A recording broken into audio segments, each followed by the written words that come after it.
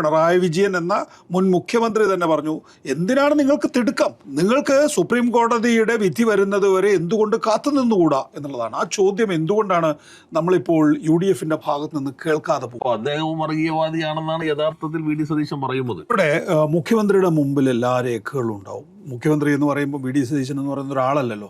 അദ്ദേഹം അത് നിഷേധിച്ചില്ല. അദ്ദേഹത്തിന്റെ അസാധാരണ സിദ്ധി, ഒരു നുണ പറഞ്ഞു കഴിഞ്ഞാൽ അത് നുണയാണെന്ന് വസ്തുതകൾ നിരത്തി നമ്മൾ സ്ഥാപിച്ചാലും അതേ നുണ അതിനേക്കാൾ ആധികാരികമായി അടുത്ത ദിവസം വിളമ്പുന്നതിന് ഒരു മടിയുമില്ല എന്നുള്ളതാണ് കേരളത്തിൽ അദ്ദേഹത്തിന് മാത്രമുള്ള ഒരു സിദ്ധി. പക്ഷേ ഒരു രാഷ്ട്രീയ നേതാവ് എന്നുള്ള നിലയിൽ അത് സാധിക്കും. പക്ഷേ ഒരു മുഖ്യമന്ത്രി എന്നുള്ള നിലയിൽ അദ്ദേഹം അത് ചെയ്യുമ്പോൾ അതിന് യാതൊരു പ്രതിവിധിയുമില്ല എന്നാണോ പറയുന്നത്? നമ്മൾ ഇപ്പൊ എന്താണ് ആ രാഷ്ട്രീയം? BJP ഗവൺമെന്റിനോട് കൺസീലിയേഷനിൽ പോവുക എന്നുള്ളതാണ്, അനുരഞ്ജനത്തിൽ പോവുക എന്നുള്ളതാണ് കേരളത്തിലെ UDF സർക്കാരിന്റെ പൊതു താല്പര്യം. ആ പൊതു താല്പര്യത്തിന് മുൻപന്തിയിൽ മുസ്ലിം ലീഗ് ആണ് എന്നുള്ളതാണ് നമ്മൾ അതിശയപ്പെടുത്തുന്നത്. PM ശ്രീയുടെ കാര്യത്തിൽ, വഖഫ് വിഷയത്തിൽ ഒക്കെ തന്നെ അവർ അനുവർത്തിക്കുന്ന സമീപനങ്ങൾ അതിന് ഏറ്റവും വലിയ തെളിവാണ്. ഇതൊരു ഡീൽ വളരെ ശക്തമായിട്ടുണ്ട്. കാരണം BJPയും ലീഗും ജമാഅത്ത് ഇസ്ലാമിയുടെ എല്ലാം കൂടിയുള്ളൊരു മുഖ്യമന്ത്രിയാണ് CVD സതീശൻ. ഒരു അസാധാരണ ചേരുവയാണത്. കേരളത്തിൽ ഇതിനു മുൻപ് ഇങ്ങനെ ഒരു മുഖ്യമന്ത്രിയുടെ തീരുമാനം ഉണ്ടായിട്ടില്ലല്ലോ.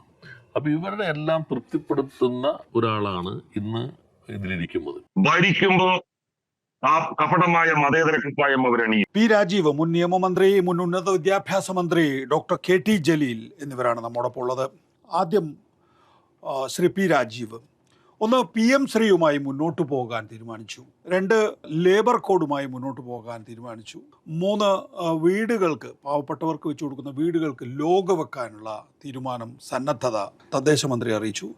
4, വഖഫ് നിയമവുമായി മുന്നോട്ട് പോകാൻ തീരുമാനിച്ചു. മധ്യപ്രദേശിന് ശേഷമുള്ള 2ാമത്തെ സംസ്ഥാനമായിട്ട് കേരളം മാറുകയാണ്. ഇതിനകത്ത് കഴിഞ്ഞ ദിവസത്തെ മുഖ്യമന്ത്രിയുടെ വാർത്താ സമ്മേളനത്തിലും 2 അമുസ്ലിമുകളെ നിയമിക്കണം എന്നുള്ളത് മുൻ സർക്കാർ തന്നെ, പിണറായി വിജയൻ സർക്കാർ തന്നെ വ്യക്തമാക്കിയിട്ടുള്ളതാണ് എന്ന് ആവർത്തിച്ച് പറയുന്നു. താങ്കളത് നിഷേധിച്ചിട്ടും ആവർത്തിച്ച് പറയുന്നു. മാത്രമല്ല, കോടതി അത് പരിഗണിച്ച് തള്ളി എന്നുള്ള മുൻവാദത്തിൽ അദ്ദേഹം പരിഷ്കരണം നടത്തിയിട്ടുമില്ല. അല്ല, അതിലിപ്പോ നികേഷ് പറഞ്ഞതിന്റെ കൂട്ടത്തിൽ ഞാൻ ഞെട്ടിപ്പിക്കുന്ന മറ്റൊന്നുകൂടി കണ്ടത്, യഥാർത്ഥത്തിൽ സുപ്രീം കോടതി നമ്മുടെ വിദ്യാർത്ഥി സമരവുമായി ബന്ധപ്പെട്ട കേസ് പരിഗണിച്ചപ്പോൾ അന്ന് ചീഫ് സെക്രട്ടറിമാരോട് റിപ്പോർട്ട് സമർപ്പിക്കാൻ പറഞ്ഞ കൂട്ടത്തിൽ പ്രതിപക്ഷത്തെ ഏക സംസ്ഥാനം കേരളമാണ്. ഞാനത് ആദ്യം വാർത്തകളെ കണ്ടപ്പോൾ മാധ്യമങ്ങളൊന്നും ആ ആംഗിളിൽ കൊടുക്കുന്നത് കണ്ടില്ല. അപ്പൊ എനിക്ക് സംശയമായി, ശരിക്കും അങ്ങനെ തന്നെയാണോ? അപ്പൊ ശരിക്കും അപമാനത്താൽ മലയാളിക്ക് തലകുനിച്ച് നിൽക്കേണ്ടി വന്ന സാഹചര്യമാണ് ഉണ്ടായത്. ബാക്കി എല്ലാ സംസ്ഥാനങ്ങളും BJP സംസ്ഥാനങ്ങൾ കടുത്ത നടപടി സ്വീകരിച്ചപ്പോൾ അതിനപ്പുറത്ത് കിടന്ന് പനമ്പള്ളി നഗറിൽ സാധാരണ വാഹനങ്ങളൊന്നും പോകാത്ത അവിടെ വേടനെ പോലൊരാളും കൂട്ടരും പ്രതിഷേധിച്ചപ്പോൾ അവർക്കെതിരെ ഉൾപ്പെടെ കേസെടുത്തു എന്നുള്ളത് ആ കൂട്ടത്തിൽ തന്നെ ചേർത്ത് വയ്ക്കേണ്ടതാണ്. ഇതെല്ലാം കാണിക്കുന്നത് യഥാർത്ഥത്തിൽ വേണുഗോപാലിന്റെ ആ സംശയം ശരിക്കും ഒരു ആധികാരിക കേരളം BJP ആണ് ഭരിക്കുന്നത് യഥാർത്ഥത്തിൽ. അതാണ് ഓരോ ഇതും കാണിക്കുന്നത്. വഖഫിന്റെ കാര്യത്തിൽ അദ്ദേഹം തുടർച്ചയായിട്ട് നുണകളാണല്ലോ പറയുന്നത്. എന്നാൽ ഒരു നുണ തുറന്നു കാട്ടപ്പെട്ട് കഴിഞ്ഞാൽ പിറ്റേ ദിവസം ഇന്ന് മാറി പുതിയൊരു നുണ അവതരിപ്പിക്കുക മാത്രമല്ല, പഴയത് വീണ്ടും ആധികാരികമെന്ന മട്ടിൽ തെളിവുകൾ ഉണ്ടെങ്കിൽ പോലും ആവർത്തിക്കുകയാണ് ചെയ്യുന്നത്. യഥാർത്ഥത്തിൽ ഇതിനകത്ത് നേരത്തെ സൂചിപ്പിച്ചതുപോലെ പൂർണ്ണമായിട്ടും വഖഫ് നിയമത്തിന്റെ 14 ഇൻ സ്ട്രിക്റ്റ് കംപ്ലൈൻസ് എന്നാണ് വിധി. മറ്റേ സ്റ്റേറ്റ്മെന്റ് ഒരു ഗ്രാമാറ്റിക്കൽ സ്ട്രിക്റ്റ്ലി ഇൻ കംപ്ലൈൻസ് എന്നാണ്. ഇപ്പോഴത്തെ കോടതി ഒന്നുകൂടി എടുത്ത് ഗ്രാമർ ശരിയാക്കിയിട്ട് ആദ്യ പാരഗ്രാഫിൽ തന്നെ പറഞ്ഞിട്ടിരിക്കുന്നു, 14ാം വകുപ്പ് കർശനമായി പാലിച്ചുകൊണ്ട് വഖഫ് ബോർഡ് പുനഃസംഘടിപ്പിക്കാൻ ഗവൺമെന്റ് പോവുകയാണ്. അപ്പോൾ അതാണ് ആവശ്യം. അതിൽ ഇവരുടെ സ്റ്റേറ്റ്മെന്റിൽ തന്നെ പറയുന്നുണ്ട്, ഷോൺ ജോർജിന്റെ ആവശ്യം നോൺ മുസ്ലിമുകൾ ഉൾപ്പെടുത്തുക എന്നുള്ളതാണ്. മറ്റാവശ്യങ്ങളും ചെയ്യുക, ഇങ്ങനെ കുറച്ച് ആവശ്യങ്ങൾ 14 അനുസരിച്ചല്ല. അതുകൊണ്ട് ബോർഡിന്റെ കോൺസ്റ്റിറ്റ്യൂഷൻ റദ്ദാക്കണം എന്നതുൾപ്പെടെയുള്ള ആവശ്യങ്ങൾ പരാമർശിച്ചിട്ട് ഗവൺമെന്റിന് വേണ്ടി സമർപ്പിച്ച സ്റ്റേറ്റ്മെന്റ് സ്പെസിഫിക് ആയിട്ട് 4ാമത്തെ പാരഗ്രാഫിൽ പറയുന്നു, പൂർണ്ണമായിട്ടും ഞങ്ങൾ ഇത് പാലിച്ചുകൊണ്ട് പുനഃസംഘടിപ്പിക്കാൻ പോവുകയാണ്. ഇന്നലെ അദ്ദേഹം പറയാണ് കേസ് തള്ളാനാ പറഞ്ഞിരിക്കുന്നത്. തള്ളാൻ പറഞ്ഞിട്ടുണ്ട് മേൽ സൂചിപ്പിച്ച സാഹചര്യത്തിൽ in the above said circumstances എന്ന് വെച്ചാൽ ഞങ്ങൾ പൂർണ്ണമായിട്ട് ഇവരെന്തോ ആവശ്യപ്പെട്ടിരിക്കുമ്പോൾ അത് ഞങ്ങൾ അംഗീകരിക്കുകയാണ്. 14 അനുസരിച്ച് നോൺ മുസ്ലിമിനെ കൂടി ഉൾപ്പെടുത്തിക്കൊണ്ട് ഞങ്ങൾ ബോർഡ് പുനഃസംഘടിപ്പിക്കാൻ പോവുകയാണ് എന്ന് അംഗീകരിച്ച സാഹചര്യത്തിൽ പിന്നെ കേസിന് പ്രസക്തിയില്ല. അത് ഉൾക്കൊണ്ടുകൊണ്ടാണ് കേസ് വിട്ടത്. അതാണ് നമ്മൾ കാണേണ്ട ഭാഗം എന്നുള്ളത്. ഇത് തന്നെ സുപ്രീം കോടതിയിൽ വഖഫ് ബോർഡ് ചെന്നപ്പോൾ അവിടെ അഭിഭാഷകൻ സ്പെസിഫിക് ആയി പറഞ്ഞല്ലോ, നോൺ മുസ്ലിമിനെ ഉൾപ്പെടുത്താൻ ഞങ്ങൾ തയ്യാറാണ്. അപ്പൊ കേരളത്തിന്റെ കൗൺസിൽ പറഞ്ഞു, we are already given undertaking to the high court. Undertaking കൊടുത്തു കഴിഞ്ഞിട്ടുണ്ട്. ഇവിടെ 3ാമത് കേസ് വന്നപ്പോൾ AG ഹൈക്കോടതിയിലും പറഞ്ഞു നോൺ മുസ്ലിമിനെ ഉൾപ്പെടുത്താം. അപ്പോൾ കോടതിക്കകത്ത് പറഞ്ഞതാണ് നിയമപരമായി നിൽക്കുന്ന രേഖ. പുറത്ത് എന്ത് പ്രസംഗിക്കുന്നു, ഏത് പറയുന്നു എന്നുള്ളതല്ല. അപ്പോൾ കോടതിയിൽ വളരെ പ്രകടമായി 2 നോൺ മുസ്ലിങ്ങൾ ഉൾപ്പെടുത്താമെന്ന് പറഞ്ഞിരിക്കുന്നു. പുറത്തെന്ത് പറയുന്നു? LDF അങ്ങനെ പറഞ്ഞിരിക്കുന്നത്. LDF സർക്കാർ ചെയ്യുന്നതും തമിഴ്നാടും കേരളവും ഒരേപോലെ പ്രവർത്തിച്ചു. നോൺ മുസ്ലിമിനെ ഉൾപ്പെടുത്തുവാൻ പാടില്ല എന്നതാണ് നമ്മുടെ തമിഴ്നാടിന്റെ 2 സർക്കാരും ഒരേപോലെ. അതെ, 2 സർക്കാരും അവരും മാറിയിട്ടില്ല. നമ്മുടെ നിലപാട് നോൺ മുസ്ലിം പാടില്ല. എന്നാൽ നോൺ മുസ്ലിം പാടില്ല എന്ന് പറയുമ്പോൾ നമുക്ക് അവിടെ മുസ്ലിമിനെ വെച്ചിട്ട് കോൺസ്റ്റിറ്റ്യൂട്ട് ചെയ്യാൻ പാടില്ല. കാരണം അപ്പം തന്നെ നിയമവിരുദ്ധമായിട്ട് ആ ബോർഡ് നിൽക്കില്ല. അത് സാമാന്യ പ്രാഥമികമായ നിയമത്തെക്കുറിച്ചുള്ള ധാരണയാണല്ലോ. കാരണം സുപ്രീം കോടതി സ്റ്റേ ചെയ്തിട്ടില്ല, സുപ്രീം കോടതി കൺസിഡർ ചെയ്തുകൊണ്ടിരിക്കുന്നു. സുപ്രീം കോടതിയിൽ ആദ്യം കേസ് വാദിക്കുമ്പോൾ കേന്ദ്രം പറഞ്ഞു ഒരു ബോർഡും ഇപ്പോൾ അടുത്ത ഹിയറിംഗ് വരെ കോൺസ്റ്റിറ്റ്യൂട്ട് ചെയ്യുന്നില്ല, ഞങ്ങൾ സ്റ്റേറ്റുകൾക്ക് ഡയറക്ഷൻ കൊടുക്കും. അങ്ങനെ സ്റ്റേറ്റിനും ഡയറക്ഷൻ കൊടുത്തു, നിങ്ങൾ ബോർഡ് കോൺസ്റ്റിറ്റ്യൂട്ട് ചെയ്യുമെന്ന് പറഞ്ഞു. അതിനുശേഷം പിന്നീട് ചില കാര്യങ്ങളിൽ ഇൻട്രീം ഓർഡർ വന്നു. എന്നാൽ 14 സ്റ്റേ ചെയ്തിട്ടില്ല, ഓഗസ്റ്റ് 25 കൺസിഡർ ചെയ്യാൻ പോകുന്നു. അങ്ങനെ സ്റ്റേ ചെയ്യാതിരിക്കുമ്പോൾ പ്രകടമായി നമുക്ക് നിയമം ലംഘിച്ചിട്ട് 2 മുസ്ലിമിനോട് വെച്ചാൽ അതോടൊരു ബോർഡ് ഇൻവാലിഡ് ആയി പോകില്ലേ? ഒരു അബിൻ ഷോ എന്ന് പറയുന്ന രൂപീകരണത്തിൽ തന്നെ നിയമവിരുദ്ധമായി പോകും. അതുകൊണ്ട് നമ്മൾ എന്ത് ചെയ്തു? 2 ഒഴിവിട്ടു. സുപ്രീം കോടതി വിധി വരുമ്പോൾ അപ്പൊ ആലോചിക്കണം. തമിഴ്നാട് തന്നെ ചെയ്തു. യഥാർത്ഥത്തിൽ മുസ്ലിം സമുദായത്തോട് എന്തെങ്കിലും താല്പര്യമോ മതനിരപേക്ഷ താല്പര്യമോ ഉണ്ടായിരുന്നുവെങ്കിൽ ഈ ഗവൺമെന്റ് ഈ കേസിൽ കോടതിയിൽ പറയേണ്ടിരുന്നത് എന്താണ്? അവർ പറയേണ്ടിരുന്നത് സുപ്രീം കോടതിയിൽ ഞങ്ങളുടെ പൊസിഷൻ ഇതാണ്, ഞങ്ങൾ വളരെ സ്പെസിഫിക് ആയി പറഞ്ഞിരിക്കുന്നു, ഇസ്ലാമിക വിശ്വാസം അനുസരിച്ചിട്ടുള്ളതാണ് വഖഫിലേക്ക് എത്തുന്നത്. അപ്പൊ ഇസ്ലാമിക വിശ്വാസം അനുസരിച്ചുള്ള കാര്യങ്ങൾ കൈകാര്യം ചെയ്യുന്നതിൽ അമുസ്ലിം വരേണ്ട എന്നുള്ളത് യുക്തിരഹിതമാണ്. 2, ഇത് ഭരണഘടനയുടെ 14 തുല്യതയുടേത്, 25-26 വിശ്വാസവുമായി ബന്ധപ്പെട്ട്. ഇത് 3 ആർട്ടിക്കിളുകൾക്കും മൗലികാവകാശങ്ങൾക്ക് എതിരാണ്. 3 നമ്മൾ പറഞ്ഞു ഇതിനകത്ത് വേണമെങ്കിൽ മുസ്ലിം ന്യൂനപക്ഷവുമായി മാറാം. അതുകൊണ്ട് 14 ഒരു കാരണവശാലും പാടില്ല എന്ന നിലപാടാണ് ഞങ്ങൾ സുപ്രീം കോടതിയിൽ സ്വീകരിച്ചിരിക്കുന്നത്. സുപ്രീം കോടതി അത് പരിശോധിക്കുന്നേ ഉള്ളൂ. അത് പരിശോധിക്കുന്നത് വരെയാണ് ഞങ്ങൾ ഈ ഒഴിവിട്ടിരിക്കുന്നത്.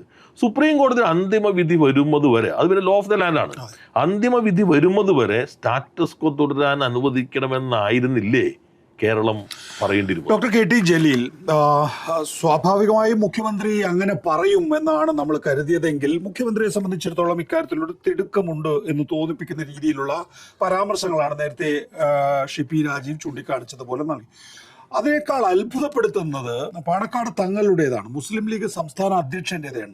വഖഫ് നിയമം എന്താണ്, അതാണ് നിയമമെന്നും അതാണ് നടപ്പിലാക്കുക എന്നുമാണ് പറയുന്നത്. എങ്ങനെയാണ് മുസ്ലിം ലീഗ് പോലൊരു പാർട്ടിക്ക് നേരത്തെ പറഞ്ഞതുപോലെ സുപ്രീം കോടതിയുടെ അന്തിമ വിധി, അല്ലെങ്കിൽ നേരത്തെ പറഞ്ഞതെന്ന് പറയുമ്പോൾ പിണറായി വിജയൻ എന്ന മുൻ മുഖ്യമന്ത്രി തന്നെ പറഞ്ഞു, എന്തിനാണ് നിങ്ങൾക്ക് തിടുക്കം, നിങ്ങൾക്ക് സുപ്രീം കോടതിയുടെ വിധി വരുന്നത് വരെ എന്തുകൊണ്ട് കാത്തുനിന്നുകൂടാ എന്നുള്ളതാണ്. ആ ചോദ്യം എന്തുകൊണ്ടാണ് നമ്മളിപ്പോൾ UDF ഭാഗത്ത് നിന്ന് കേൾക്കാതെ പോകുന്നത്? ഒരു നുണ ഒരുപാട് തവണ ആവർത്തിച്ച്, പ്രത്യേകിച്ച് ഒരു മുഖ്യമന്ത്രി ആവർത്തിച്ച് ഇത് സത്യമാണെന്ന് ജനങ്ങൾ കരുതുമെന്ന് കേരളത്തിന്റെ ഇപ്പോഴത്തെ മുഖ്യമന്ത്രി ശ്രീ VD സതീശൻ വിചാരിക്കുന്നുണ്ടോ എന്ന് പല കാര്യങ്ങളിലും എനിക്ക് തോന്നിയിട്ടുണ്ട്.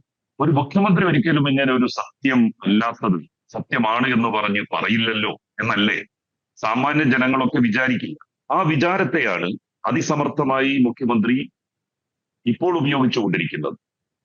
വഖഫിന്റെ കാര്യത്തിലും അത് തന്നെയാണ് മുഖ്യമന്ത്രി പറയുന്നത്. സുപ്രീം കോടതിയിൽ കേസുണ്ട്, ആ കേസിൽ അന്തിമ വിധി എന്താണോ അതിനനുസരിച്ച് ഞങ്ങൾ ചെയ്യും എന്നൊക്കെ തട്ടിവിടുന്നുണ്ടെങ്കിലും, ലീഗ് തട്ടിവിടുന്നുണ്ടെങ്കിലും മുഖ്യമന്ത്രിക്ക് എത്രയും പെട്ടെന്ന് മുസ്ലിങ്ങളെയും കൂടി ഉൾപ്പെടുത്തി വഖഫ് ബോർഡ് പുനഃസംഘടിപ്പിക്കണം എന്നതാണ് താല്പര്യം എന്ന് തോന്നുന്നു.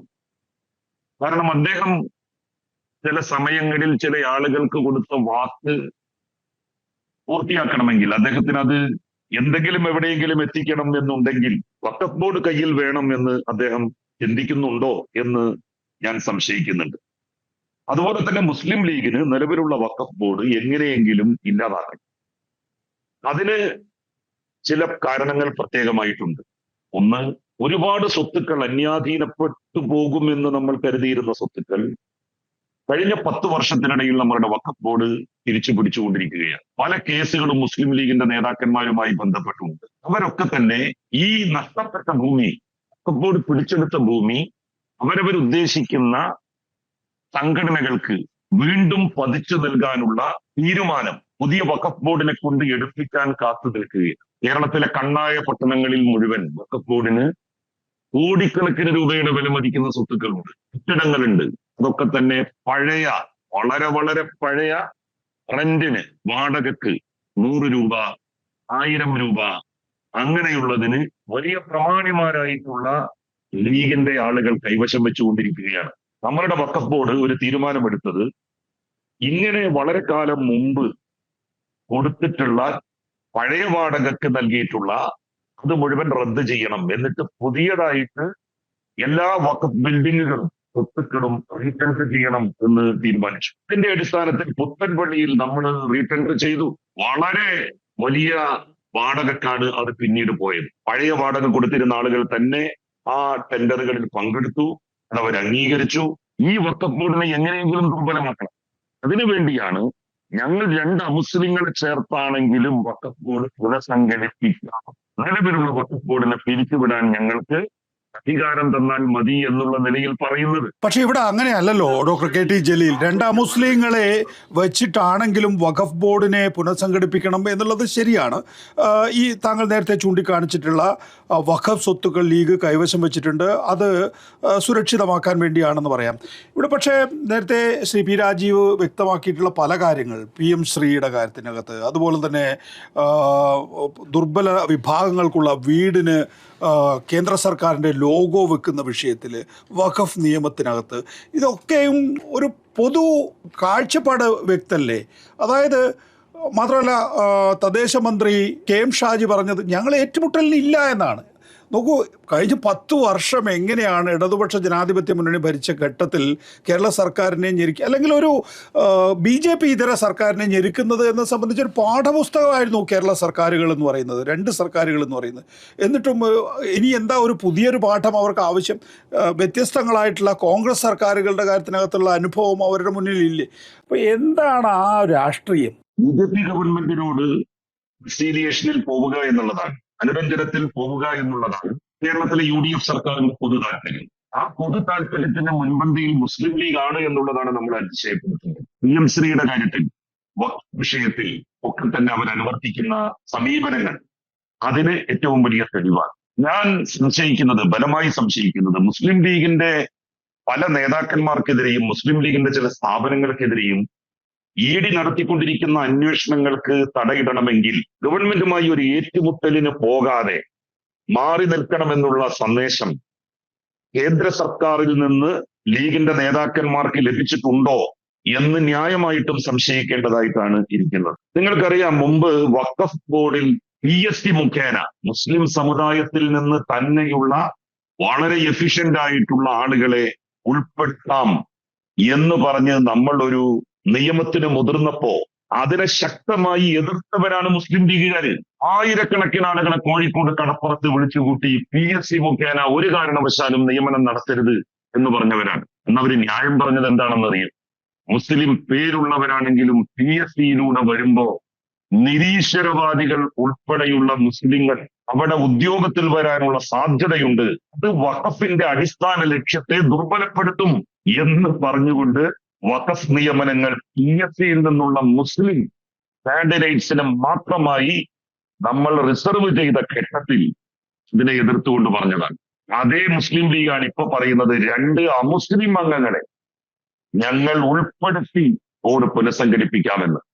സത്യത്തിൽ ഇതിലൂടെ BJP ഗവൺമെന്റ് ലക്ഷ്യമാക്കുന്നത് ഇന്ത്യയിലെ മുസ്ലിങ്ങളുടെ ആധികാരിക രാഷ്ട്രീയ പാർട്ടിയായിട്ടുള്ള മുസ്ലിം ലീഗ്, ആ ലീഗ് ഉൾക്കൊള്ളുന്ന മന്ത്രിസഭ ഇതാ PM ശ്രീയെ അംഗീകരിച്ചിരിക്കുന്നു, ഇതാ വഖഫ് ബോർഡിന്റെ കാര്യത്തിൽ ഞങ്ങൾ കൊണ്ടുവന്ന ഭേദഗതിയെ അംഗീകരിച്ചിരിക്കുന്നു, പുതിയ വഖഫ് നിയമം അംഗീകരിച്ചുകൊണ്ട് അവർ ബോർഡ് ഉണ്ടാക്കിയിരിക്കുന്നു. അതുപോലെ തന്നെ മറ്റു വിഷയങ്ങൾ PMAY സംബന്ധിച്ചുള്ള അതുമായി ബന്ധപ്പെട്ട് ഉണ്ടാക്കുന്ന വീടുകൾക്ക് സ്റ്റിക്കർ വെക്കാമെന്ന് മുസ്ലിം ലീഗ്, ഇന്ത്യയിലെ പ്രബല ന്യൂനപക്ഷമായ ജനവിഭാഗത്തിന്റെ ആധികാരിക രാഷ്ട്രീയ പാർട്ടി ഉൾക്കൊള്ളുന്ന ഒരു ഭരണ സംവിധാനം തീരുമാനിച്ചിരിക്കുന്നു.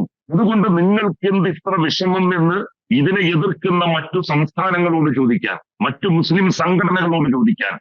പാർലമെന്റിലൊക്കെ ചർച്ച വരുമ്പോ ഏതെങ്കിലും മുസ്ലിം നേതാക്കന്മാര്, ലീഗുകാരല്ലാത്ത നേതാക്കന്മാർ അതിനെ എതിർത്താൽ നിങ്ങൾ എന്തിനാണ് ഇത്ര ഇതിൽ വേവലാതിപ്പെടുന്നത്, ആശങ്കപ്പെടുന്നത് ഇതാ മുസ്ലിം ലീഗ് ഉൾപ്പെടെ എന്ന ചോദ്യം ചോദിക്കാം. ദയവായി തുടരുക ഡോക്ടർ കെ.ടി. ജലീൽ. ഞാൻ മടങ്ങിയെത്താം താങ്കളിലേക്ക്. പി രാജീവ്, CPIM ഈ വഖഫ് വിഷയത്തിൽ ഒരു സെമിനാർ സംഘടിപ്പിക്കാൻ തീരുമാനിച്ചിട്ടുണ്ട്. അമുസ്ലിങ്ങൾ വഖഫിൽ അംഗങ്ങളാക്കരുത് എന്ന് പറയുന്ന പ്രതിപക്ഷ നേതാവ് വർഗീയവാദിയാണ് എന്നാണ് VD സതീശൻ പറയുന്നത്. നമുക്ക് രണ്ട് വാദമുണ്ട്. നിങ്ങൾ പറയുന്നു, VD സതീശൻ പറയുന്നത് നുണയാണ്, അസത്യമാണ് എന്ന്. VD സതീശൻ എന്തായാലും ഒരു വാദം പറയുന്നുണ്ട് ഈ സർക്കാരിൻ്റെ ഭാഗത്തു നിന്നുകൊണ്ട്. ഇത് രണ്ടും യഥാർത്ഥത്തിൽ ആളുകൾക്ക് മനസ്സിലാകുന്നില്ല, പ്രത്യേകിച്ച് മതേതരവാദികൾക്ക് മനസ്സിലാകുന്നില്ല എന്ന ബോധ്യത്തിലാണോ ഈ സെമിനാർ? അല്ല, അതിപ്പോ രാഹുൽ ഗാന്ധി വർഗീയവാദിയാണെന്നാണ് യഥാർത്ഥത്തിൽ VD സതീശൻ പറയുന്നത്. KC വേണുഗോപാൽ പ്രസംഗിച്ചായിട്ട് ഞാൻ ഓർക്കുന്നത് അയോധ്യയിലെ ട്രസ്റ്റിൽ നിങ്ങൾ ഇനി മുസ്ലിമിനെ വയ്ക്കുമെന്ന് ഉൾപ്പെടെ ചോദിച്ചു എന്നാണ് എൻ്റെ ഒരു ഓർമ്മ. അപ്പൊ കോൺഗ്രസിന്റെ അഖിലേന്ത്യാ നേതൃത്വം വർഗീയവാദിയാണ് എന്ന് പറയുന്ന ഈ സ്യൂഡോ എന്ന് ചോദിച്ചിട്ടുണ്ട് അദ്ദേഹം. അതെ അതെ അതെ KC വേണുഗോപാലേ. അതെ അപ്പൊ അദ്ദേഹവും വർഗീയവാദിയാണെന്നാണ് യഥാർത്ഥത്തിൽ VD സതീശൻ പറയുന്നത്. യഥാർത്ഥത്തിൽ കോൺഗ്രസ് ഉൾപ്പെടെ ഇന്ത്യയിലെ പ്രതിപക്ഷ പാർട്ടികൾ ആകെ എടുത്തൊരു നിലപാടാണ് വഖഫ് നിയമത്തെ സംബന്ധിച്ച്. നാളെ ഇതേ ചോദ്യം തന്നെ ദേവസ്വം ബോർഡിൽ വരില്ലേ? ദേവസ്വത്തിന്റെ സ്ഥലം തന്നെ പാട്ടത്തിന് കൊടുത്തിട്ടുള്ള മറ്റ് മതസ്ഥരില്ലേ എത്രയോ കേരളത്തിൽ? ഇപ്പൊ അത് ചിലർക്ക് ഹൈക്കോടതിയിലേക്ക് വന്നിട്ടുണ്ട്. അപ്പൊ അതിനകത്ത് അങ്ങനെ ചിലർ പറയുന്ന ന്യായം അതാണ്, വഖഫിന്റെ ഭൂമിയിൽ അതിന് വഖഫിന്റെ ട്രിബ്യൂണലും മറ്റ് സംവിധാനങ്ങളുണ്ടല്ലോ. ഇത് വിശ്വാസവുമായി ബന്ധപ്പെട്ട് കൈകാര്യം ചെയ്യുന്നത് കൊണ്ടാണ് പൂർണ്ണമായിട്ടും മുസ്ലിം വിഭാഗത്തിൽപ്പെട്ടവർ തന്നെ എന്ന് വന്നത്. അതിനെതിരെ ഇപ്പൊ എന്ത് നിലപാട് സ്വീകരിക്കുന്നു? ഇദ്ദേഹം പറയുന്ന നുണ എന്താ? ഒന്ന്, ഇപ്പൊ പറയുന്നു 2 അമ്മുസ്ലിമിനെ ഒഴിച്ചിട്ടു. അതിപ്പോൾ എല്ലാം കൂടി വന്നതോടുകൂടി ആ ഭാഗം ക്ലിയറായി. പിന്നെ നമ്മൾ കാണേണ്ടത് ഈ ലീഗിന്റെ പ്രസിഡന്റ് പാണക്കാട് സാദിഖ് അലി തങ്ങൾ പറഞ്ഞ വഖഫ് നിയമം വന്നല്ലോ, അതാണല്ലോ നിയമം. ആ നിയമത്തിൽ 16ാമത്തെ വകുപ്പ് അയോഗ്യതയെക്കുറിച്ച് നേരത്തെ ഉണ്ടായിരുന്നത് നോൺ മുസ്ലിം ആണെങ്കിൽ അയോഗ്യനാണ്. ഇപ്പൊ 4 അംഗങ്ങൾ മാത്രമേ മുസ്ലിം അല്ലെങ്കിൽ അയോഗ്യതയുള്ളൂ എന്നാണ് നിയമം. സുപ്രീം കോടതി ഇപ്പൊ ഇടക്കാലത്ത് മാക്സിമം 3 പറഞ്ഞിട്ടുണ്ടെങ്കിലും നിയമത്തിൽ 7 പേര് വരെ മുസ്ലിം അല്ലാത്തവരാകാം, അയോഗ്യരാക്കാൻ. ആ നിയമമാണ് നിയമമെന്നാണ് പാണക്കാട് സാദിഖ് അലി തങ്ങൾ ഇപ്പോഴും മുസ്ലിം ലീഗ് എന്നാണ്, മുസ്ലിം ഉണ്ട് ആ പേരെടുത്ത് അദ്ദേഹം മാറ്റേണ്ടതാണ്. അവരൊരു ലിമിറ്റഡ് കമ്പനി ആയിട്ടാണ് ഇപ്പൊ പ്രവർത്തിക്കുന്നത്. അതിന്റെ അധ്യക്ഷൻ പറയുന്നത് മുസ്ലിം വേണ്ട, 7 പേര് മുസ്ലിം അല്ലെങ്കിൽ കുഴപ്പമില്ല, നിയമം വന്നല്ലോ, ആ നിയമം വന്നെന്താ കുഴപ്പം? അപ്പോ പൂർണ്ണമായി യഥാർത്ഥത്തിൽ പഴയ നിയമത്തിന്റെ ക്ലോസ് ഉണ്ടായിരുന്നു. ഇവർ ഭരണത്തിലൊക്കെ വന്നാൽ വേണമെങ്കിൽ നോമിനേഷനും പിന്നെ MLA-മാർ MP-മാർ ഇതെല്ലാം കൂടി വച്ചിട്ട് ഒരു ഇപ്പോൾ നോമിനേഷൻ ആണല്ലോ, ചില മാറ്റങ്ങളൊക്കെ വന്നാൽ ചെയർമാനെ വേണമെങ്കിൽ അവിശ്വാസത്തിലൂടെ മാറ്റാമായിരുന്നു. പുതിയ നിയമത്തിൽ 20 എടുത്തു കളഞ്ഞു. 5 വർഷത്തേക്ക് നിയമനം 5 വർഷത്തേക്കാണ് 15 പ്രകാരം. ഇപ്പോൾ അവിശ്വാസ പ്രമേയത്തിന് അധികാരം നൽകുന്ന 20A പുതിയ വകുപ്പിലില്ല. അപ്പോൾ ചെയർമാൻ ആയിക്കഴിഞ്ഞാൽ പിന്നെ തൊടാൻ പറ്റില്ല. പിന്നെ വളരെ അത്യപൂർവമായിട്ടുള്ള ചെയർമാനെ റിമൂവ് ചെയ്യാവുന്ന ഘടകങ്ങളുണ്ട്. അത് കേരളത്തിൽ ഒരിക്കലും പഴയ നിയമത്തിലുള്ള അതേ വ്യവസ്ഥകൾ തന്നെയാണ്. അത് ഇതുവരെ ഒരു സർക്കാരിന് ഉപയോഗിക്കാൻ പറ്റാത്ത കാര്യം തന്നെയാണ്. അപ്പോൾ പൂർണ്ണമായിട്ടും ചെയർമാനെ തൊടാൻ പറ്റില്ല, ബോർഡിനെ തൊടാൻ പറ്റില്ല. ഇപ്പോൾ അവർ പറയുന്ന ന്യായം എന്താ? ഇവരിത് വൈകിപ്പിച്ചു. നിങ്ങൾ ശ്രദ്ധിച്ചിട്ടുണ്ടാവുമല്ലോ, ഈ പത്രസമ്മേളനത്തിൽ പറഞ്ഞ പുതിയ നുണ ഇവർ വൈകിപ്പിച്ചു, 4 മാസം വൈകിപ്പിച്ചു, അല്ലെങ്കിൽ ഇവർക്ക് ഈ പഴയ നിയമമായിരിക്കും ബാധകം. അപ്പൊ ഞാൻ കഴിഞ്ഞ ദിവസം പറഞ്ഞു, ഇവരുടെ സമയത്ത് 1 വർഷം വൈകിട്ടാണ് പുതിയ ബോർഡ് വന്നത്. അത് സ്വാഭാവികമായിട്ട് തെരഞ്ഞെടുപ്പ് പ്രക്രിയയാണ്. ഇന്ന് ലീഗിന്റെ സെക്രട്ടറി പറയുന്നത് കേട്ടു, എല്ലാ ബോർഡുകളും ഇവർ ഇടയ്ക്കിടയ്ക്ക് പുനഃസംഘടിപ്പിച്ചു, ഈ ബോർഡ് എന്താ പുനഃസംഘടിപ്പിക്കാതിരുന്നത്? അപ്പൊ അത്രയും വിവരത്തിൽ അദ്ദേഹം നിൽക്കുന്നത് എന്നുവെച്ചാൽ തെരഞ്ഞെടുപ്പ് പ്രക്രിയയാണ്. നമ്മൾ ബോർഡിന്റെ കാലാവധി കഴിയുന്നതിന് മുമ്പ് തന്നെ ഗവൺമെന്റ് വഖഫ് ബോർഡിന്റെ ആവശ്യപ്രകാരം GO ഇറക്കി റിട്ടേണിംഗ് ഓഫീസറെ വഖഫിന്റെ അഡീഷണൽ സെക്രട്ടറി റിട്ടേണിംഗ് ഓഫീസറായി ചുമതലപ്പെടുത്തി. ആ പ്രക്രിയ ആരംഭിച്ചു, അതിന്റെ ഷെഡ്യൂൾ വന്നു, ഇലക്ഷൻ പ്രക്രിയയിലേക്ക് പോകുമ്പോൾ നിയമത്തിലേക്ക് എത്തി. ആ നിയമത്തിലേക്ക് എത്തുമ്പോൾ തന്നെ ലീഗിന്റെ വക്കീലുമാർ ലീഗിന് വേണ്ടി തന്നെ ഒരു കേസ് ഹൈക്കോടതിയിൽ വന്നു. കേസ് ഹൈക്കോടതിയിൽ വന്നപ്പോൾ ഹൈക്കോടതി പറഞ്ഞു, ഇനി 3 ആഴ്ചയും കൂടി ഉള്ളവർക്ക് ഇനി പുതിയ ഇലക്ഷൻ വരുന്നവർ തുടരട്ടെ. ഒരു ജഡ്ജ്മെന്റ് വന്നു. ഇതിനു മുൻപ് അങ്ങനെയല്ല. 2019 കാലാവധി കഴിഞ്ഞിട്ടാണ് പുതിയ ബോർഡ് വരുന്നത്. അപ്പൊ അഡ്മിനിസ്ട്രേറ്ററായിട്ട് എനിക്ക് തോന്നുന്നു ശ്രീ ഷാജഹാൻ IAS വെച്ചു. അവരുടെ സമയത്ത് 1 വർഷത്തെ സമയം എടുത്തല്ലോ. 2013 കഴിഞ്ഞിട്ട് 14 ഒക്ടോബറിലാണ് പുതിയ ബോർഡ് വരുന്നത്. അന്ന് ശ്രീ സൂരജ് IAS അഡ്മിനിസ്ട്രേറ്റർ വെച്ചു. അപ്പൊ 2 തവണ അഡ്മിനിസ്ട്രേറ്റർ ആയിരുന്നു. ഇത്തവണ എന്താ വെച്ചാൽ ലീഗ് തന്നെ കേസിന് പോയപ്പോൾ അവിടെ ഹൈക്കോടതി പറഞ്ഞു, 1 വർഷം തെരഞ്ഞെടുപ്പ് കഴിയുമ്പോൾ വരെ ഇതേ ബോർഡിന് തുടരാം. അങ്ങനെയാണ് തുടരുന്നത്. അതിനിടയിൽ പുതിയ നിയമം വന്നു. ഇനി ഇവർ അദ്ദേഹം പ്രചരിപ്പിക്കുമെന്നാണ്, അന്ന് ബോർഡ് രൂപീകരിച്ചിരുന്നെങ്കിൽ ആ ബോർഡിന് 5 വർഷം കൂടി തുടരാമായിരുന്നു. അപ്പൊ നോൺ മുസ്ലിം വരില്ല. ഈ നിയമത്തിൽ 14ന്റെ പ്രൊവിസറിൽ കൃത്യം പറയുന്നത് ബോർഡ് എലക്റ്റഡ് ആണ് തുടരുമെന്നല്ല, എലക്റ്റഡ് റെപ്രസെന്റേറ്റീവ്സിനെ തുടരാമെന്നാണ് അവരുടെ പീരീഡ് വരെ. അപ്പൊ നോൺ മുസ്ലിമിനെ ഉൾപ്പെടുത്തേണ്ടി വരും. ഈ ബോർഡ് തുടരാമെന്ന് ഒരിടത്തും പറഞ്ഞിട്ടില്ല. അതൊരു നിയമ വിദ്യാർത്ഥി എന്നുള്ളൊരു കൺഫ്യൂസ്ഡ് ആയിട്ടുള്ള സെക്ഷനാണ്, പ്രൊവിൻസിലാണ് അതിനകത്തുള്ളത്. ഇവർക്ക് മാത്രമായിട്ട് എങ്ങനെ തുടരാൻ പറ്റും? പക്ഷെ ഇലക്ടഡ് റെപ്രസെൻറ്റേറ്റീവ്സ് മാത്രം തുടരാനേ നിയമത്തിൽ പറയുന്നുള്ളൂ. അല്ലാണ്ട് ഇവർ പറയുന്ന പോലെ പിന്നെ നോൺ മുസ്ലിം ഇല്ല, ബോർഡ് തുടരാമെന്ന് നിയമത്തിൽ ഒരു സ്ഥലത്തും പറഞ്ഞിട്ടില്ല. എന്തുകൊണ്ടാണ് LDF നിയോഗിച്ചിട്ടുള്ള ഒരു വഖഫ് ബോർഡ് സുപ്രീം കോടതിയിൽ 14 പ്രകാരം 2 മുസ്ലിങ്ങളെ നിയമിക്കാം എന്ന് വാദിച്ചത്? അവർക്ക് നിയമിക്കാൻ അധികാരമില്ല. അല്ല എങ്കിൽ പോലും അല്ല, അവരുടെ ഹൈക്കോടതിയുടെ വാദം ഞാൻ കണ്ടു. ഹൈക്കോടതിയിൽ അവർ പറഞ്ഞിരിക്കുന്നത് നോൺ മുസ്ലിമിന് പാടില്ല എന്നുള്ളതാണ്. സുപ്രീം കോടതിയിൽ വഖഫ് ബോർഡിൽ കൊടുത്തിരിക്കുന്ന കേസിലും വളരെ സ്പെസിഫിക് ആയിട്ട് പാടില്ല എന്നുള്ളത് തന്നെയാണ്. ഇപ്പൊ ഒരു 14 സംബന്ധിച്ച് ഗവൺമെന്റാണ് തീരുമാനം എടുക്കേണ്ടത്. അത് സംബന്ധിച്ച് അവർക്ക് പ്രത്യേകിച്ച് സേ ഇല്ല. വഖഫ് ബോർഡിന്റെ അഭിപ്രായമല്ല, വഖഫ് ബോർഡ് അതോറിറ്റി അല്ല, വഖഫ് ബോർഡ് അല്ലതാണ് അധികാരികൾ. എങ്കിൽ പോലും LDF നിയോഗിച്ചിട്ടുള്ള ഒരു രാഷ്ട്രീയമായ തീരുമാനത്തിന്റെ അടിസ്ഥാനത്തിലാണല്ലോ വഖഫ് ബോർഡ്. അത് രാഷ്ട്രീയമായ ഒരു പരിശോധന അടിസ്ഥാനത്തിലല്ല അവർ കൊടുത്തിരിക്കുന്നത്. അത് സുപ്രീം കോടതിയിൽ നേരത്തെ ഉള്ള പൊസിഷൻ തന്നെ വളരെ ക്ലിയർ ആണ്. ഹൈക്കോടതിയിൽ അവരെടുത്തിരിക്കുന്ന പൊസിഷൻ നോൺ മുസ്ലിമിന് പാടില്ല എന്നുള്ളത് അവർക്ക് നോട്ടീസ് പോലും കിട്ടിയിട്ടില്ല, ഈ സ്റ്റേറ്റ്മെന്റ് കിട്ടിയിട്ടില്ല. സ്റ്റേറ്റ്മെന്റ് കിട്ടാതെ തന്നെ വഖഫ് ബോർഡ് അവിടെ പറയുന്നുണ്ട് നോൺ മുസ്ലിമിന് ഉൾപ്പെടുത്താൻ പറ്റില്ല എന്ന് ഹൈക്കോടതി പറയുന്നുണ്ട്. പക്ഷേ സുപ്രീം കോടതിയിൽ ഇങ്ങനെ അവർക്ക് അതോറിറ്റി ഇല്ല. അത് നോൺ റിലവന്റ് ആണ് ആ പ്രശ്നം. കാരണം അവർക്ക് എന്താ അതോറിറ്റി? വഖഫ് ബോർഡാണോ? ഇപ്പൊ മുഖ്യമന്ത്രി എന്താ പറഞ്ഞത്? അവർ പറഞ്ഞിട്ടുണ്ട് ഞങ്ങൾ അവരെ കൂടി ഉൾപ്പെടുത്താമെന്ന്. അവർക്ക് എവിടെ അധികാരം? അവർ പറയുമ്പോൾ എന്താ പ്രസക്തി ഉള്ളത്? അതെല്ലാം ഗവൺമെന്റിന്റെ അല്ലേ. ഇവിടെ മുഖ്യമന്ത്രിയുടെ മുമ്പിൽ എല്ലാ രേഖകളും ഉണ്ടാവും. മുഖ്യമന്ത്രി എന്ന് പറയുമ്പോൾ VD സതീശൻ എന്ന് പറയുന്ന ഒരാളല്ലല്ലോ. അദ്ദേഹത്തിന് എല്ലാ വകുപ്പുകളിലുമുള്ള ആധികാരികമായ രേഖകൾ ആക്സസ് ചെയ്യും. അവിടെയാണ് മുഖ്യമന്ത്രി പറയുന്നത് കഴിഞ്ഞ സർക്കാരിൻ്റെ കാലത്ത് 2 മുസ്ലിങ്ങളെ ചേർക്കാം എന്ന് രേഖാമൂലം നമ്മൾ LDF സർക്കാർ സത്യവാങ്മൂലം നൽകി എന്ന് പറയുന്നത്. അതേ മുഖ്യമന്ത്രി തന്നെ പറയുന്നു കേസ് അവസാനിച്ചു എന്ന് പറയാണ്. ഇത്രയും വലിയ സംവാദം ഈ നാട്ടിൽ നടക്കുന്ന ഒരു വിഷയത്തിലാണ് ആ കേസ് അവസാനിച്ചു എന്ന് തുടർച്ചയായി പറയുന്നത്. അതിനുശേഷം അദ്ദേഹത്തിന് മാത്രം കഴിയുന്ന സിദ്ധിയാണ്. ഇപ്പൊ കഴിഞ്ഞ പത്രസമ്മേളനത്തിൽ ആരോ ചോദിച്ചല്ലോ അത്. അപ്പൊ അദ്ദേഹം അതിന് തൊട്ടില്ല. യഥാർത്ഥത്തിൽ പറയേണ്ടത് അപ്പൊ എനിക്ക് കിട്ടിയൊരു ധാരണ അതായിരുന്നു. അത് തെറ്റാണ്. ആ കേസ് നടക്കുന്നുണ്ട്. ഞങ്ങളുടെ കക്ഷിയായിട്ടുള്ള മുസ്ലിം ലീഗും കേസിലുണ്ടല്ലോ. ഞങ്ങളുടെ നിലപാട് അതാണല്ലോ അഖിലേന്ത്യാ തലത്തിൽ. പക്ഷെ ഇപ്പോ അത് സ്റ്റേ ചെയ്തിട്ടില്ല. അതാണ് ഞാൻ ഉദ്ദേശിച്ചതെങ്കിലും പറയുമെന്നാണ് എല്ലാവരും പ്രതീക്ഷിച്ചിരുന്നത്. പക്ഷെ അദ്ദേഹം അത് നിഷേധിച്ചില്ല. അദ്ദേഹത്തിന്റെ അസാധാരണ സിദ്ധി, ഒരു നുണ പറഞ്ഞു കഴിഞ്ഞാൽ അത് നുണയാണെന്ന് വസ്തുതകൾ നിരത്തി നമ്മൾ സ്ഥാപിച്ചാലും അതേ നുണ അതിനേക്കാൾ ആധികാരികമായി അടുത്ത ദിവസം വിളമ്പുന്നതിന് ഒരു മടിയുമില്ല എന്നുള്ളതാണ് കേരളത്തിൽ അദ്ദേഹത്തിന് മാത്രമുള്ള ഒരു സിദ്ധി. പക്ഷേ ഒരു രാഷ്ട്രീയ നേതാവ് എന്നുള്ള നിലയിൽ അത് സാധിക്കും. പക്ഷേ ഒരു മുഖ്യമന്ത്രി എന്നുള്ള നിലയിൽ അദ്ദേഹം അത് ചെയ്യുമ്പോൾ അതിന് യാതൊരു പ്രതിവിധിയുമില്ല എന്നാണോ പറയുന്നത്? നമ്മൾ ഇപ്പോൾ LDF എപ്പോഴും പറയുന്നു അത് പിന്നെ രാഷ്ട്രീയമായി പ്രതിരോധിക്കുന്നു. പക്ഷേ ഒരു പ്രതിവിധി വേണ്ട. ഒരു മുഖ്യമന്ത്രി സംസ്ഥാന താല്പര്യത്തെ ഹനിക്കുന്ന രീതിയിൽ ഇങ്ങനെ കാര്യങ്ങൾ ചെയ്യുമ്പോൾ അത് ശരിക്കും പരിശോധിക്കേണ്ട ഭാഗമാണ്. നമ്മൾ പലപ്പോഴും ഞങ്ങൾ എല്ലാവരും പറയുന്നത് പ്രതിപക്ഷ മേധാവിന് എന്തും പറയാം. അത് അവരും പറയുന്നുണ്ട് ഞങ്ങൾ എന്തും പറഞ്ഞിട്ടുണ്ട്, ഇപ്പൊ ഒന്നും ചെയ്യാൻ പറ്റില്ല എന്നുള്ളത്. പക്ഷേ ഭരണഘടനാ പദവിയുള്ള മുഖ്യമന്ത്രി പറയുന്നത് കേരളത്തിന്റെ അഭിപ്രായമാണ്, ആധികാരികമായി ഗവൺമെന്റിന്റെ അഭിപ്രായമാണ്. ഒരു ഗവൺമെന്റ് കൂടി കക്ഷിയാണ് അദ്ദേഹം. ഗവൺമെന്റ് എന്ന് പറഞ്ഞാൽ കഴിഞ്ഞ ഗവൺമെന്റ് ആയാലും ഈ ഗവൺമെന്റ് ആയാലും കണ്ടിന്യൂഷൻ ആണല്ലോ. ആ ഗവൺമെന്റ് അഫിഡാവിറ്റോടെ നിൽക്കുന്നു. അത് ഇതിനെതിരാണ്. അതേ നിയമസഭയോട് അക്കൗണ്ടബിലിറ്റി ഉണ്ടല്ലോ. നിയമസഭയിൽ അദ്ദേഹം പ്രതിപക്ഷ നേതാവായിരിക്കുമ്പോൾ ഏകകണ്ഠമായി പാസ്സാക്കിയ പ്രമേയവും വഖഫിന്റെ ഈ ഭേദഗതിക്ക് എതിരാണ്. ആ പ്രമേയത്തോട് അദ്ദേഹത്തിന് ബൈൻഡിങ് ആണ്. ആ പ്രമേയത്തോട് മുഖ്യമന്ത്രിയാണ് അതിന്റെ പ്രധാനമായിട്ട് നടപ്പിലാക്കേണ്ട ആളെന്നുള്ളത്. അതേപോലെ തന്നെ ഹൈക്കോടതിയിൽ സുപ്രീം കോടതി സ്റ്റാൻഡ് വയ്ക്കുന്നു. ഇനി എങ്ങനെ സുപ്രീം കോടതി വാദിക്കാൻ പറ്റും എന്ന് മാത്രമല്ല, ഇപ്പൊ അവർ പുറത്തു പറയുന്നുണ്ട് ഞങ്ങൾ നോൺ മുസ്ലിമിനൊന്നും ഉൾപ്പെടുത്താൻ പോകുന്നില്ല. നോൺ മുസ്ലിമിനല്ല, 14 ഇൻസ്ട്രിക്ട് കംപ്ലൈന്റ്സ് എന്ന് പറഞ്ഞാൽ ഏത് IAS കാരൻ അത് വെച്ചിട്ട് നോൺ മുസ്ലിം ഇല്ലാതെ ഓർഡർ ഇറക്കും? അയാൾ കോടതിയിൽ പോയി നിൽക്കേണ്ടി വരില്ലേ? നേരിട്ട് ഇറക്കുമ്പോൾ സെക്രട്ടറി കോടതിയുടെ മുമ്പിൽ തന്നെ കണ്ടംപ്റ്റ് ഓഫ് കോർട്ടിന് പോകേണ്ടി വരില്ലേ? പക്ഷേ പൂർണ്ണമായിട്ട് നടപ്പിലാക്കാതല്ല പറഞ്ഞിരിക്കുന്നത്. അപ്പോൾ പൂർണ്ണമായിട്ട് അടിയറവ് വെച്ചിരിക്കുന്നു വഖഫിന്റെ കാര്യത്തിൽ. കോടതിയിൽ കൊടുത്തിരിക്കുന്ന സർക്കാരിന്റെ സത്യവാങ്മൂലത്തിനനുസരിച്ച് ഉദ്യോഗസ്ഥർക്കും പെരുമാറാൻ സാധിക്കും. അല്ല, അതിനടിസ്ഥാനപ്പെടുത്തി വിധി വന്നു.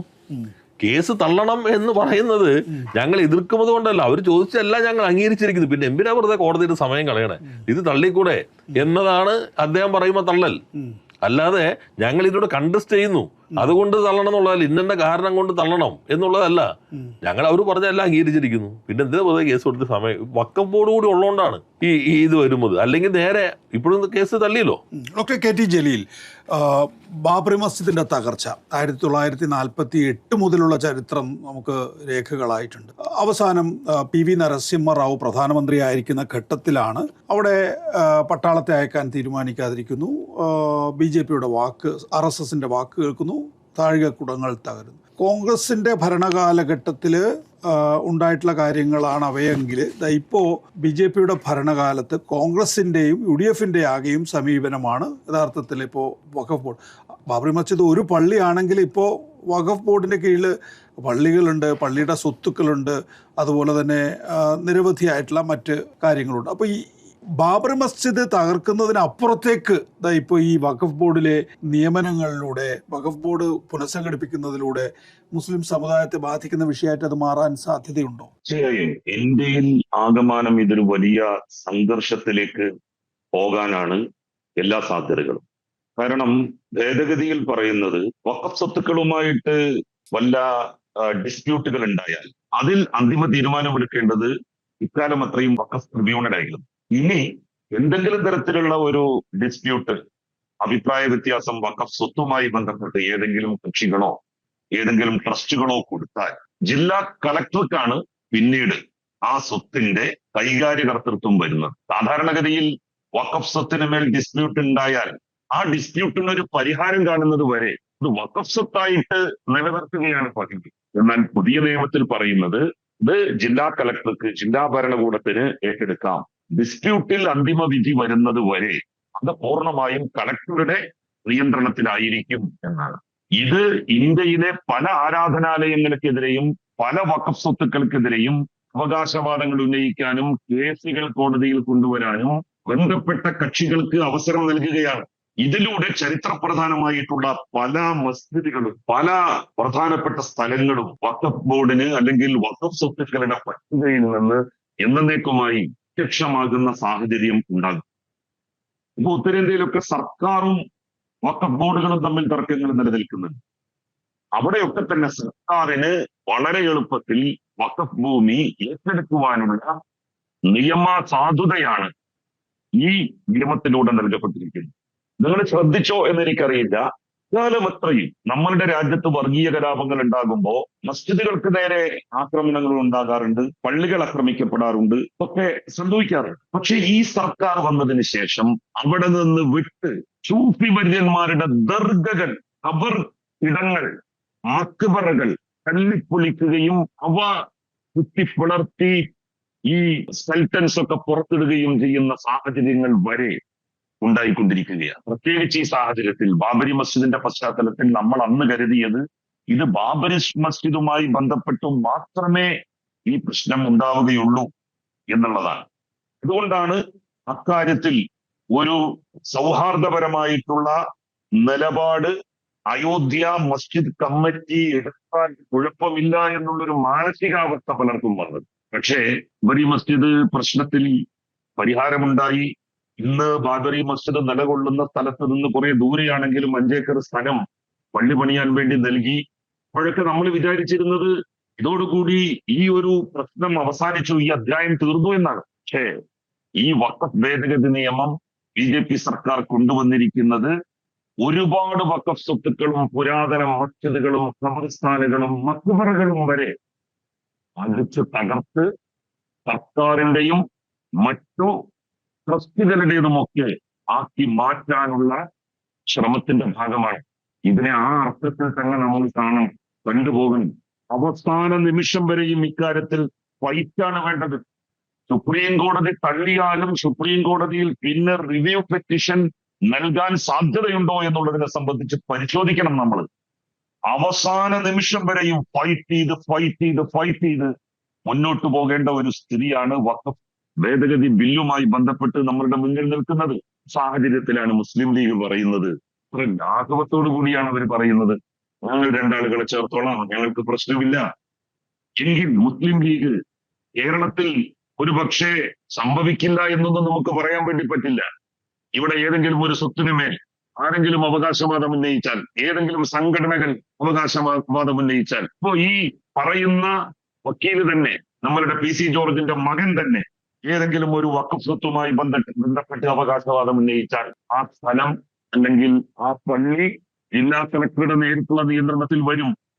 ഇതിനൊരു പരിഹാരം ഉണ്ടാകുന്നത് വരെ, അത് ആരുടേതാണ് എന്ന് തെളിയിക്കപ്പെടുന്നത് വരെ പുതിയ നിയമം അനുസരിച്ച് പലർക്കും, പല വർഗീയവാദികൾക്കും, കേരളത്തിൽ പോലും വർഗീയ സംഘർഷങ്ങൾ ഉണ്ടാക്കാൻ ആഗ്രഹിക്കുന്ന ആളുകൾക്ക് അനാവശ്യമായ പ്രശ്നങ്ങൾ ഉണ്ടാക്കാൻ ഈ ഈ നിയമം അതിലേക്ക് കൊണ്ടുചെന്നെത്തിക്കും.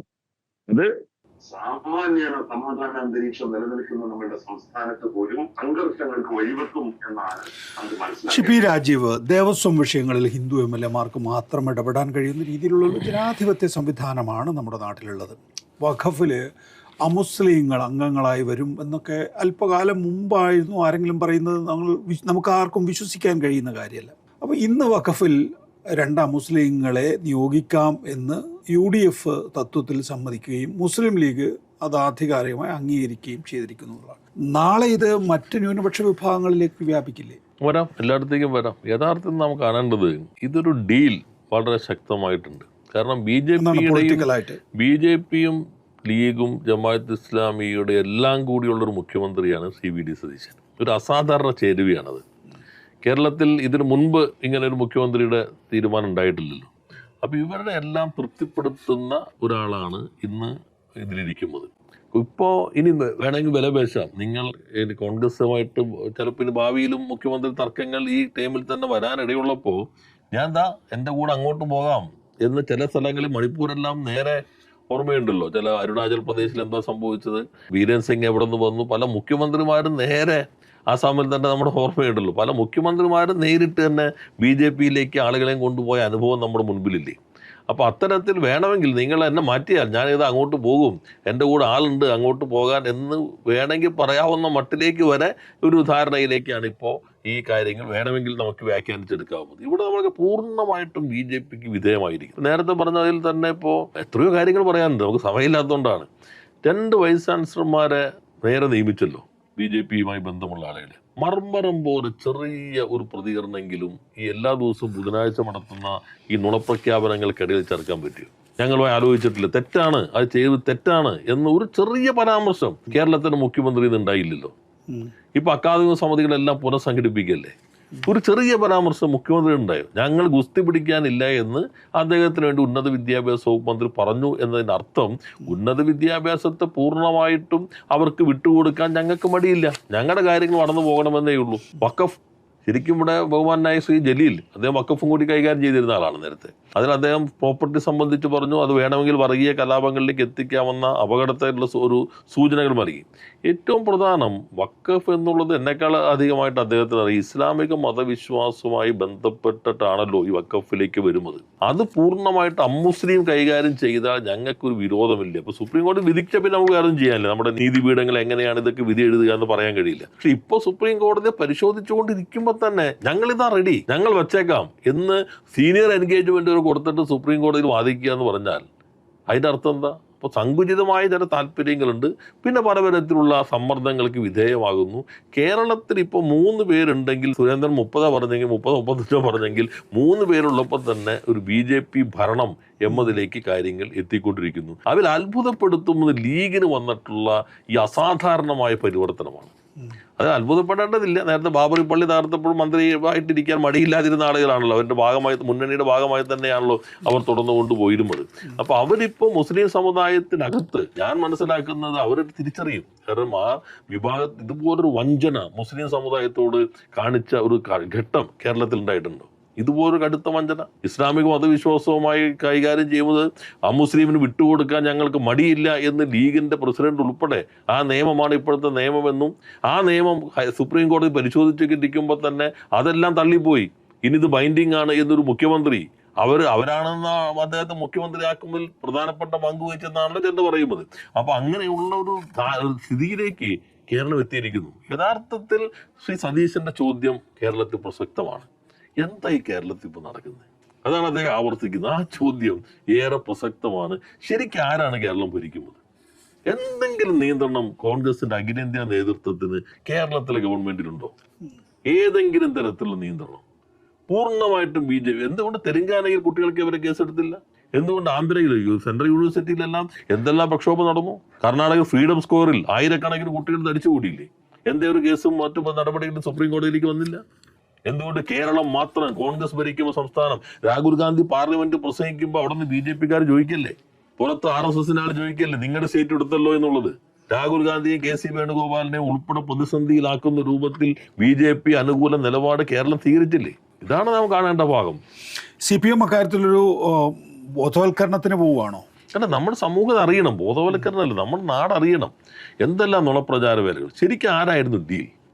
അതിപ്പോൾ നേരെ പകല് പോലെ വ്യക്തമായില്ലേ. ഓരോ പ്രശ്നങ്ങൾക്കകത്തും പൂർണ്ണമായിട്ടും BJPക്ക് വിധേയം. എത്ര ശാന്തമായിട്ടാണ് നയപ്രഖ്യാപനം. ഒരു ചെറിയ വരി പോലും ഇല്ലല്ലോ കേന്ദ്രത്തിൻ്റെ അവഗണനയ്ക്കെതിരെയോ കേന്ദ്രത്തിൻ്റെ വിവേചനത്തിനെതിരെയോ ഒരു ചെറിയ വരി പോലും അതിനകത്തില്ലല്ലോ. PM ശ്രീ ഇപ്പം നടപ്പിലാക്കിയില്ല. എന്താ അവർ ഒപ്പിട്ടപ്പോൾ ഞങ്ങൾ വേണ്ടാന്ന് വെച്ചു. വേണ്ടാന്ന് വയ്ക്കുക മാത്രമല്ല, ഒരു നടപടിയും പോയില്ല, കടുക് മണിക്ക് മുന്നോട്ട് പോയില്ല. ആ ഗവൺമെൻറ് പിരിച്ചു വിട്ടോ? ഞങ്ങൾ ഉപസമിതി പരിശോധിച്ച് നിയമപരമായിട്ട് നിൽക്കുമല്ലേ, ഞങ്ങൾ പരിശോധിച്ചുകൊണ്ടിരിക്കുകയായിരുന്നു. കാരണം ക്യാബിനറ്റ് അറിയാതെ മറ്റു രൂപത്തിൽ ഉള്ള നടപടിക്രമങ്ങൾ പാലിക്കാതെ ഒപ്പിടുമ്പോൾ ഞങ്ങൾക്ക് ബാധ്യതയില്ല. ഞങ്ങളെക്കാൾ കൂടുതൽ അത് ഇവർക്ക് പറയാം. അത് മന്ത്രിസഭ എന്നറിയാതെ എല്ലാ പ്രൊസീജിയറും ലംഘിച്ചിട്ടുള്ളതാണ്, അതുകൊണ്ട് ഞങ്ങൾക്ക് അത് ബൈൻഡിങ് അല്ലെന്ന് പറയാമല്ലോ. ഇവരെ പിരിച്ചു വിടുമോ? ഇല്ലല്ലോ. പക്ഷേ പൂർണ്ണമായിട്ട് വിധേയമായി. ആദ്യത്തെ തന്നെ ഈ അവരുടെ വർഗീയ അജണ്ട ക്യാമ്പസിൽ പഠിപ്പിക്കാവുന്നതാണ്. അതില്ലെങ്കിൽ തന്നെ ഇവർ റെഡി ആയിട്ടാണ് നിൽക്കുന്നത്. ഇവർ തന്നെ പഠിപ്പിക്കാൻ തയ്യാറായിട്ടാണല്ലോ നിൽക്കുന്നത്. അവസാനമായി ഡോക്ടർ KT ജലീൽ, സെനറ്റിൽ നിയോഗിക്കപ്പെടുന്നവരെല്ലാം സംഘപരിവാറുകാർ. 2 VC-മാരെ നിയോഗിച്ചു, 2 പേരും സംഘപരിവാറുകാർ. കഴിഞ്ഞ ദിവസം രാഹുൽ ഗാന്ധി പാർലമെന്റിൽ പറയുന്നത് കേട്ടു, ഇന്ത്യയിലെ എല്ലാ യൂണിവേഴ്സിറ്റികളിലും RSS വൈസ് ചാൻസലർമാരാണെന്നാണ്. കോൺഗ്രസ് കർണാടകവും തെലങ്കാനയും കേരളവും ഹിമാചൽ പ്രദേശും ഭരിക്കുന്നുണ്ട്. കേരളമാണ് ഏറ്റവും ഒടുവിൽ അവർക്ക് കിട്ടിയിട്ടുള്ള സംസ്ഥാനം. പക്ഷെ എല്ലായിടത്തും RSSനെ കളിക്കാൻ അനുവദിക്കുക. ഇറങ്ങിക്കളിക്കൽ ഗവർണർമാരിലൂടെ സെൻട്രൽ ഗവൺമെന്റ് നടത്തുമെന്ന് ഉറപ്പുള്ളത് കൊണ്ടാണ് നമ്മൾ ഒരു നിയമം കൊണ്ടുവന്നത്. എന്തായിരുന്നു ആ നിയമം? ചാൻസലർ പദവിയിൽ നിന്ന് ഗവർണർമാരെ മാറ്റി ഏറ്റവും രാജ്യത്ത് പ്രഗത്ഭന്മാരായിട്ടുള്ള വിദ്യാഭ്യാസ വിചക്ഷണന്മാരെ ആ സ്ഥാനത്ത് കൊണ്ടുവരാൻ സാഹചര്യമൊരുക്കുന്ന ഒരു നിയമം. ആ നിയമത്തിന്റെ ചർച്ചയിൽ പങ്കെടുത്തുകൊണ്ട് അതിനെ ശക്തമായി എതിർത്തവരാണ് ഇന്നത്തെ മുഖ്യമന്ത്രി, അന്നത്തെ പ്രതിപക്ഷ നേതാവ് ഉൾപ്പെടെയുള്ള UDF-ലെ പല അംഗങ്ങളും. എന്നിട്ട് നമ്മളത് പാസ്സാക്കി ഗവർണർക്ക് കൊടുത്തു. ഗവർണർ അതിനുമേൽ അടയിരിക്കുകയാണ്. ഒരു തീരുമാനവും അതിനുമേൽ എടുത്തിട്ടില്ല. ആ തീരുമാനത്തെ ചോദ്യം ചെയ്യാൻ ഗവർണർ എന്തെങ്കിലും തരത്തിലുള്ള കാര്യങ്ങൾ യൂണിവേഴ്സിറ്റികളിൽ ചെയ്യുമ്പോൾ അതിനെ ചോദ്യം ചെയ്യാനുള്ള സാഹചര്യം പോലും UDF-ന് അവര് തന്നെ ഇല്ലാതാക്കി. എങ്ങാനും ചാൻസലറുടെ നിലപാടുകളെ UDF-ന്റെ നേതാക്കന്മാർ വിമർശിച്ചാൽ, കഴിഞ്ഞ തവണ നിയമസഭയിൽ UDF-ന്റെ നേതാക്കന്മാർ ചാൻസലർ പദവിയിൽ നിന്ന് ഗവർണറെ മാറ്റണം എന്ന് പറഞ്ഞുകൊണ്ട് ഇടതുപക്ഷം കൊണ്ടുവന്ന നിയമത്തിനെതിരായി പ്രസംഗിച്ചതിന്റെ കോപ്പി കൊടുത്തു അവർക്ക്. എന്തൊരു വലിയ അപകടമാണ് സത്യത്തിൽ UDF ആ നിയമനിർമ്മാണ വേളയിൽ കാണിച്ചത് എന്നറിയുമോ? അർത്ഥത്തിൽ ഞാൻ വിചാരിച്ചത് എന്താന്ന് വെച്ചാൽ, ഇവര് വോട്ടിങ്ങിൽ പങ്കെടുക്കാതെ, ചർച്ചയിലൊന്നും പങ്കെടുക്കാതെ അന്ന് എന്തെങ്കിലും പ്രശ്നങ്ങൾ ഉണ്ടാക്കി സഭ പിരിഞ്ഞ് അവരിറങ്ങിപ്പോകും. ഇത് ഭരണകക്ഷി എന്നുള്ള നിലയിൽ LDF മാത്രമായിട്ട് അംഗീകരിപ്പിക്കും എന്നാണ് ഞാൻ ആത്മാർത്ഥമായിട്ട് വിശ്വസിച്ചിരുന്നത്, കരുതിയിരുന്നത്.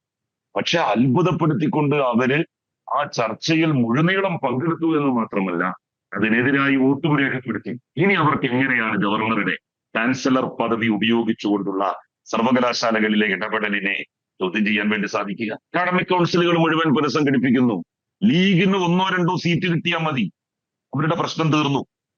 ഏത് RSSകാരൻ വന്നാലും ഞങ്ങൾക്ക് പ്രശ്നമില്ല എന്നുള്ള നിലയിലാണ് അവരുടെ സമീപനം. വൈസ് ചാൻസലർമാർ RSSകാരായാലും BJPക്കാരായാലും ലീഗിന്റെ ഒരു 4-5 ആളുകൾക്ക് എന്തെങ്കിലും സ്ഥാനമാനങ്ങൾ കിട്ടണം, അതല്ലേ അവരുടെ അജണ്ടയിലുള്ളൂ. പിന്നെ ഞാൻ നേരത്തെ പറഞ്ഞ ഒരു കാര്യത്തിലേക്ക് കൂടി വരാം. ഈ വഖഫിന്റെ പ്രശ്നത്തിൽ സാധാരണ മുസ്ലിം ലീഗിന്റെ ചരിത്രത്തിൽ ഇന്ന് വരെ വഖഫ്, ഹജ്ജ് വകുപ്പുകൾ കൈകാര്യം ചെയ്തിട്ടുള്ളത് മുസ്ലിം ലീഗിന്റെ ഏറ്റവും മുതിർന്ന നേതാക്കന്മാരാണ്, നിയമസഭാ കക്ഷി ലീഡർമാരാണ്. എന്നാൽ അതിന് ഒരു മാറ്റം വന്നത് ഈ തവണയാണ്. 2026 മന്ത്രിസഭയിൽ 2011 വരെയുള്ള UDF മന്ത്രിസഭകളിൽ കുഞ്ഞാലിക്കുട്ടി സാഹിബായിരുന്നില്ലേ ഹജ്ജും വഖഫും കൈകാര്യം ചെയ്തിരുന്നത്?